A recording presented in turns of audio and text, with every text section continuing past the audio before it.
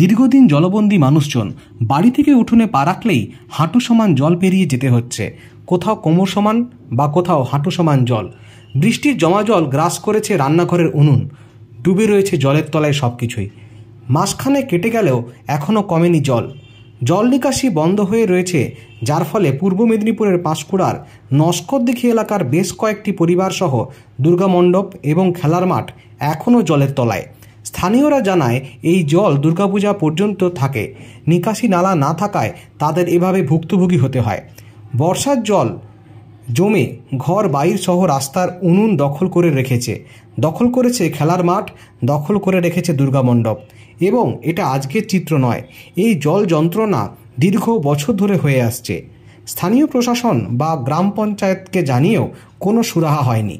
বাধ্য হয়ে গ্রামের মানুষজন ফের ব্লক প্রশাসনের কাছে একটি লিখিত আবেদন জানান, যাতে তাদের জল নিকাশি সুব্যবস্থা করা হয় এবং জলবন্দী থেকে তারা মুক্তি পায়।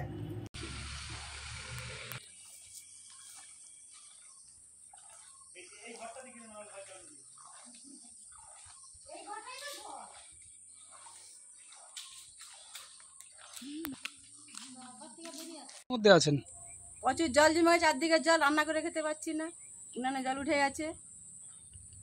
আর যে জল থেকে বেরোতে পারছি না, ডাক্তারখানা যেতে পারছি না, অসুখে পড়ে আছি, জ্বর হয়েছে, কাল থেকে উঠতে পারছি না, দেখতে পাচ্ছেন।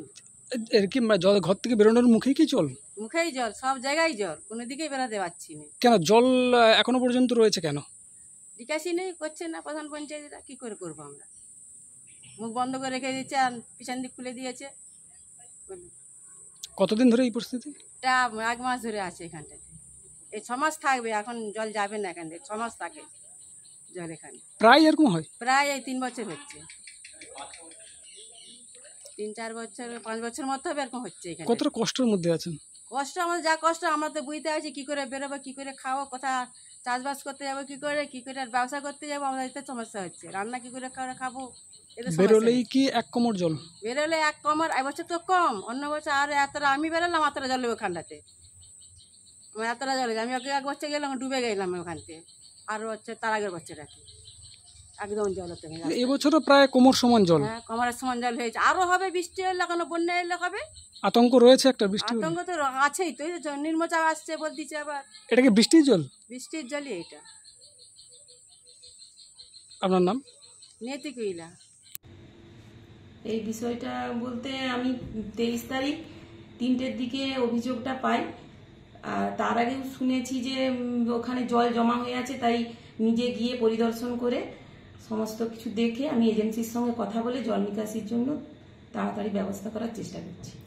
দীর্ঘদিন তারা যেটা অভিযোগ করছে যে দীর্ঘ বছর ধরে তাদের এইভাবে ভুগতে হচ্ছে, কিন্তু এবার কি সেই জলের সমস্যা থেকে কি তারা মুক্তি পাবেন? অবশ্যই চেষ্টা করব আমি, সমস্যা জলটা যাতে তাড়াতাড়ি বেরিয়ে যায় তার চেষ্টা অবশ্যই করব। কতদিনের মধ্যে কাজ শুরু হবে? কাজ আমি এজেন্সির সঙ্গে কথা বলেছি, কাল থেকে কাজ শুরু করার চেষ্টা করছি।